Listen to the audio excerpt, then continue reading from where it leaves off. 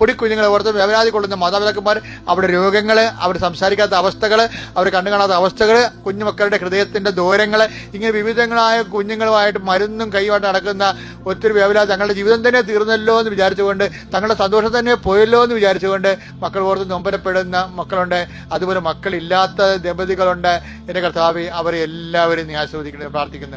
ഇന്നത്തെ ദിവസം കർത്താവേ, നീ അവർക്ക് ദാനവും വാഗ്ദാനവുമായി നൽകിയിട്ടുള്ള എല്ലാ വാഗ്ദാനങ്ങളെയും കർത്താവെ ഞങ്ങൾ അനുസ്മരിച്ചുകൊണ്ട് പ്രാർത്ഥിക്കണം. ആത്മാവിനായ മക്കളെ അഭിഷേകം ചെയ്യണം പ്രാർത്ഥിക്കുന്നു. എൻ്റെ കർത്താവിൻ്റെ ഉന്നതമായ നാമത്തിലെ സഭയുടെ അധികാരത്തിൽ എന്തിനെക്കുറിച്ചാണോ, ആരെക്കുറിച്ചാണോ, ഏതിനെക്കുറിച്ചാണോ, എന്ത് വേവലാതി മക്കൾ അനുഭവിക്കുന്നുണ്ടോ ആ മേഖലകളിലെ ദൈവക്കരുത്ത് നിങ്ങൾക്ക് അഭിഷേകമായി ലഭിക്കട്ടെ.